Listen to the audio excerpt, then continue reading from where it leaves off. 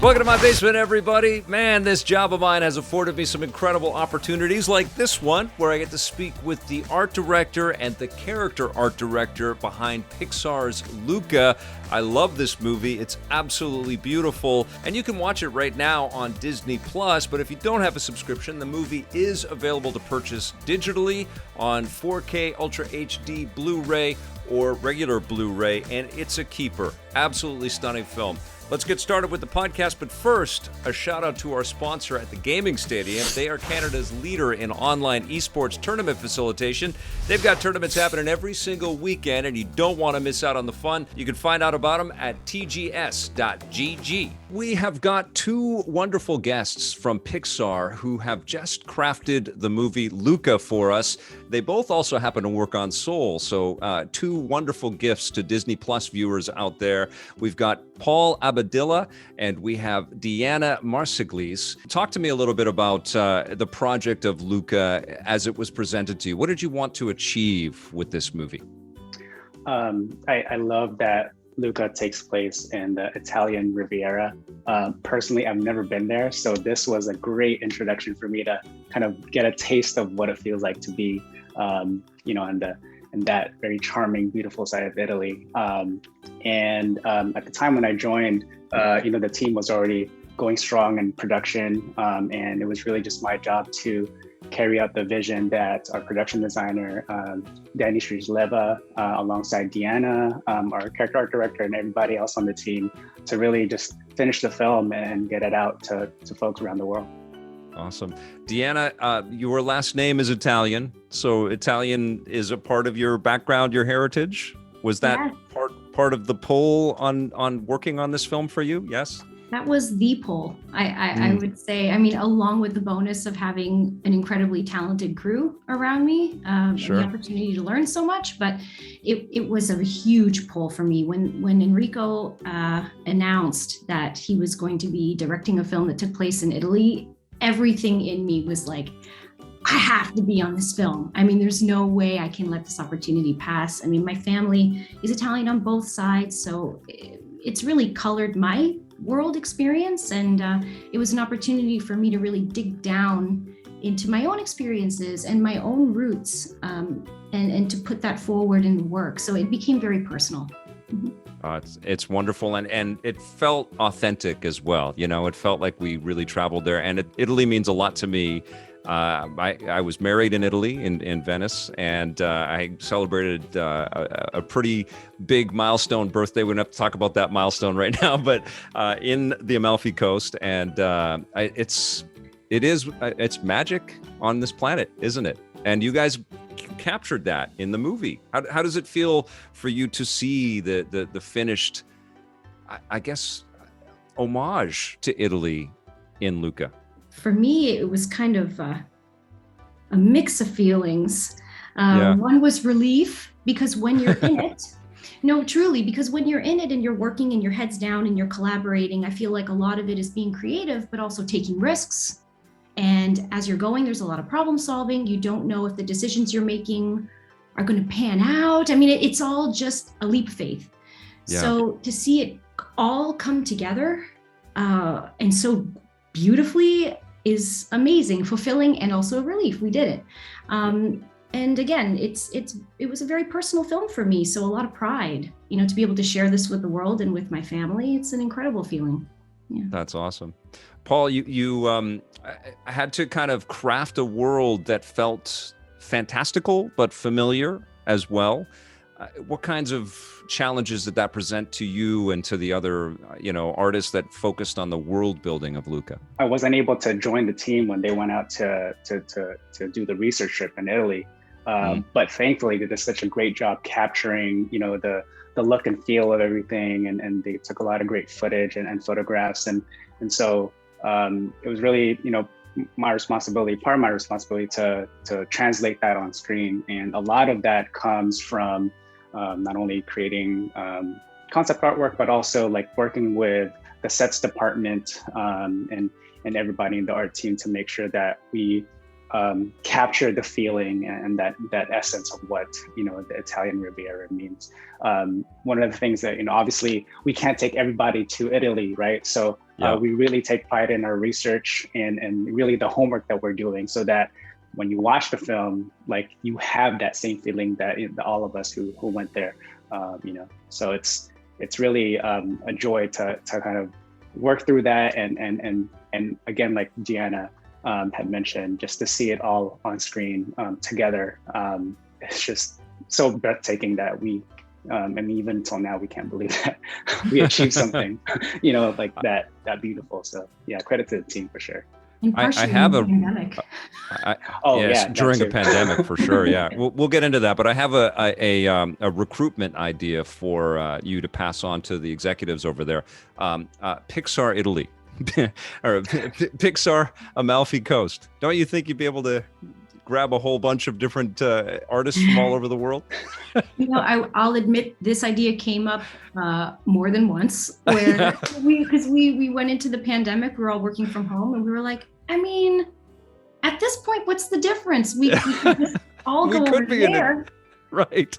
Different and time lunches zones. would be so much better, right? Oh, so fresh. That's awesome. Okay, well, let's talk about this, pandemic scheduling. Soul, you both also worked on, but that was made to be a summer 2020 movie, and then it shifted over, right? So you guys were probably wrapping up Soul as the pandemic was just starting to really get going. Actually, I just wrapped off of Soul and had like a few weeks off, and then I immediately jumped to help out on Luca at the beginning, actually just around March, just before lockdown.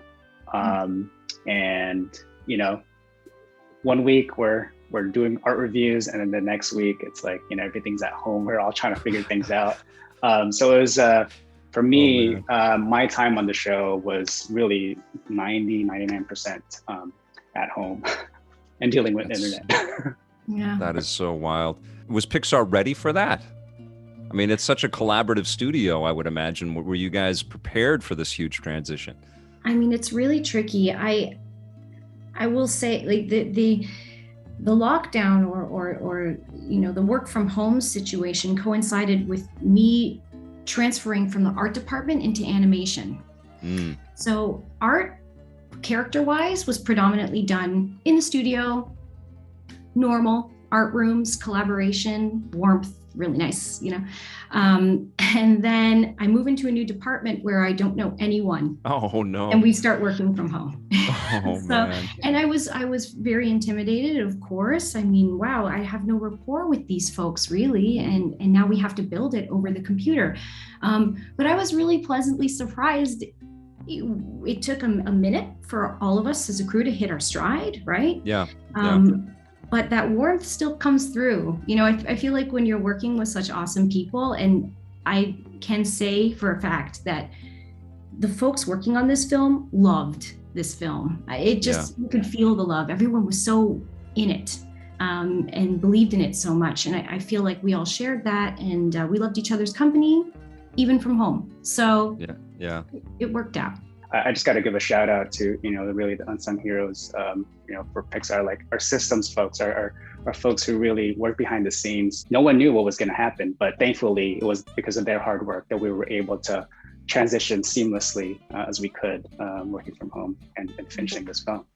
And I got to say, like Disney Plus really just launched just before the pandemic. And so the 2020 was such a massive year for Disney in total, but Disney Plus as an idea, and the constant onslaught of crafted work that was coming out of Disney's different studios, like really necessary, in a world where we're all cut off from each other, and we needed to escape into our imaginations. We turned to video games, and we turned to our streaming services, and Disney really delivered, and you guys really delivered, like both Soul and Luca. Luca, I think especially because it feels like you're on vacation when you watch the movie. Yeah. But I think that was partially the intent was to make something so beautiful it just takes you away. And it was really wonderful to be able to visit, as Paul mentioned earlier, to visit Porto Rosso every day and to go to Italy in our work. And the research was an absolute joy because everything you're looking at is just beauty on top of beauty on top of beauty, so. When there's a real, North American comedic sensibility around the film, but there's also an authentic Italian streak all the way through it. And you've got some unbelievably good Italian actors and performers. And what was it like to animate to that and really transport us like that? Well, I mean, casting, I can't take credit for. There are geniuses in place that do all of that. And of course, the actors themselves. Animation-wise, again, we have brilliant animators who do a ton of research and put everything they have into these sequences. It's actually amazing to watch them work and build the shots. Animation-wise, when I was in Italy, one contribution that I did make there research-wise was I stalked people. I know that's a weird thing to say, but I observed them. them. And took a lot of video and sketches and photographs, and I did compile that reference for the animators to use later on. I tried to capture as many gestures as I could, and we did try to be very specific, not just to Italians, but to Ligurians, what was very specific about that region.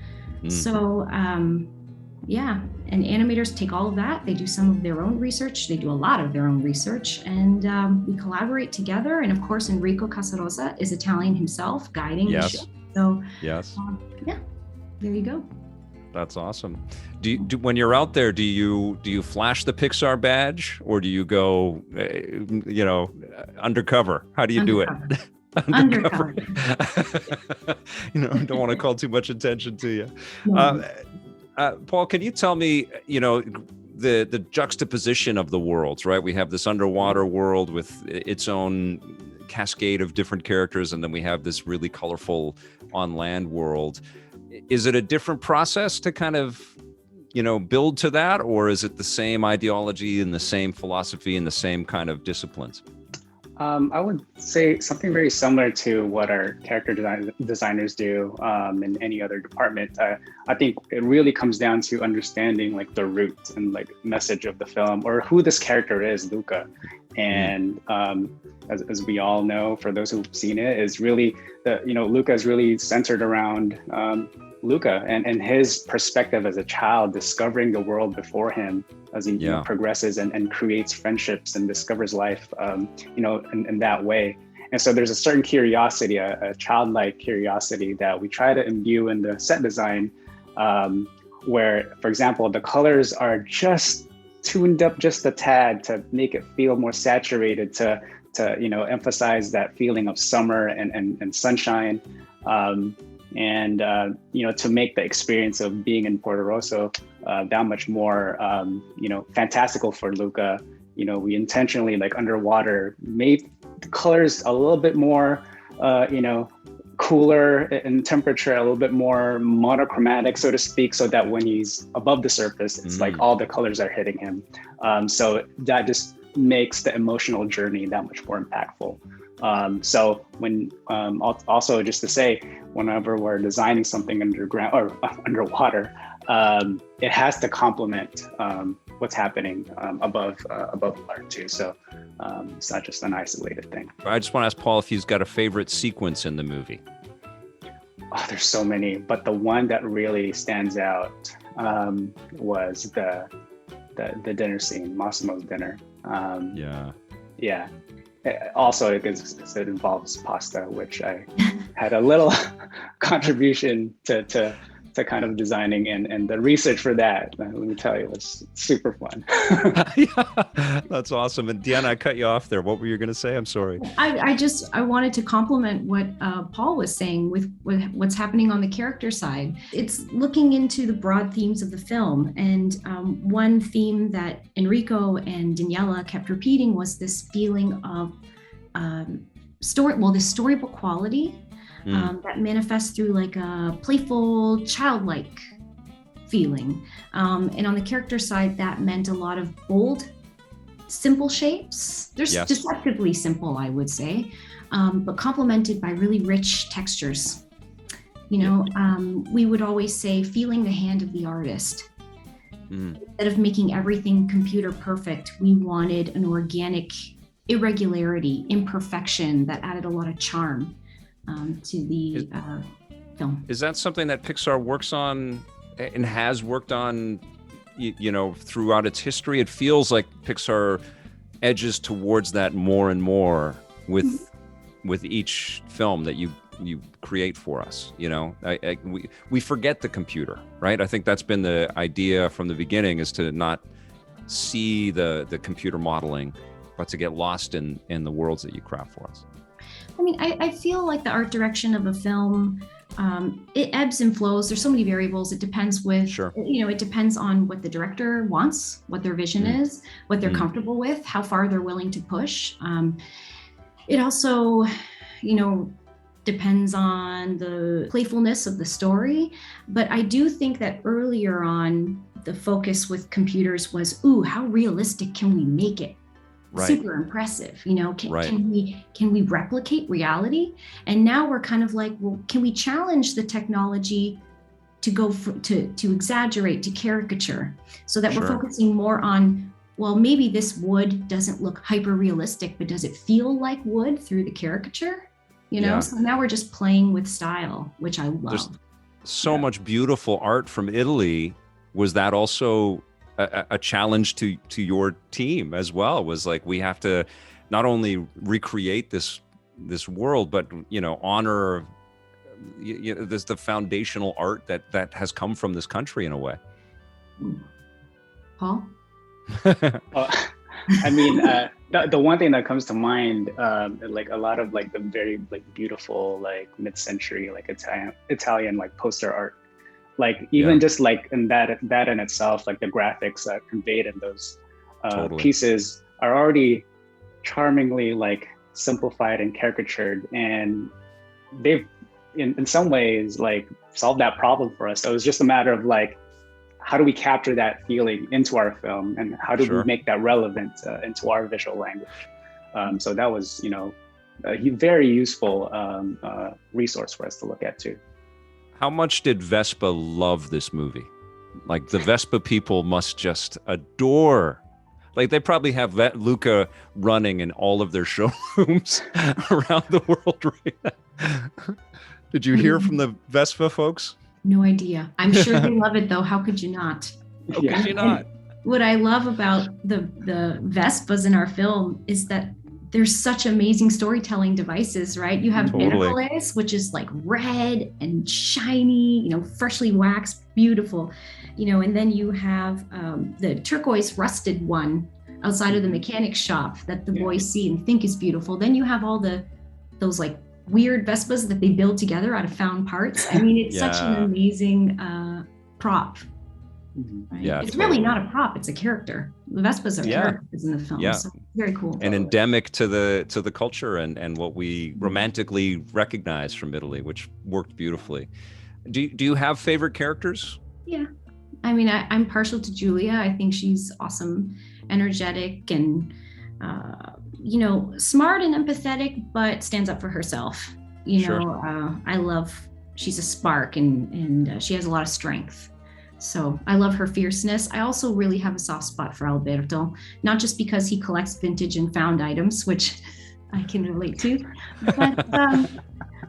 but he's just so sweet. And the fact that he tries to affect a little bit of arrogance, even though he's vulnerable inside, that makes me love him a little bit more, even more. Yeah. Interesting that Luca needs both of them to kind of become the young man that he becomes in the movie, right? And throughout that summer. Yeah, it's lovely. And Paul, do you have favorites? Yeah, I mean, similar to Deanna, but also for Alberto, just like his little mannerisms like really get me. Like just every scene, I feel like he's always like picking at his teeth or like his toes. And again, credit to the animators or whoever came up with those specific characteristics. It just makes him feel that much more alive and believable. And in some ways, I feel like I do that too. So I'm like, oh, hey, I kind of see myself in his little mannerisms, but also just like, just the way he compliments and kind of encourages Luca to look at the world differently was something that I really gravitated towards. So Alberto is very layered in that way. Wow, I loved all of those characters, and it really got me when Luca called Alberto Sir. When he said Sir, I was just like, oh my God, the guy is just pure, just love him. Have you heard from Italian viewers? Have you got Italian fan mail and please tell me about that. I've heard from quite a few Italian folks, and they love it. I have not heard one negative thing. Mind you, I was waiting for my family to see it.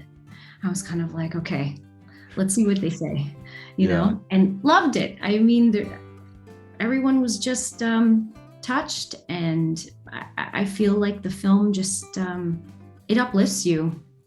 Everyone was just so pleased and excited, so. It was wonderful to speak with both of you. Please express my gratitude to your team members. I can't wait to see what you concoct for us next. I think every country in the world is probably going to be a little envious and want a Pixar movie based around their locale. I think we have a Canada one coming next year, right? Set in Toronto. Yeah, Turning Red takes place in Toronto. Yep, very excited. Very good. I'm in Vancouver, so that's terrific. Oh, I'm Canadian. Awesome. Are you Canadian? Well, I was born in Windsor, Ontario, but went to school in Toronto, so I was there for quite a while before moving to San Francisco. Yeah. Oh, wow, that's awesome.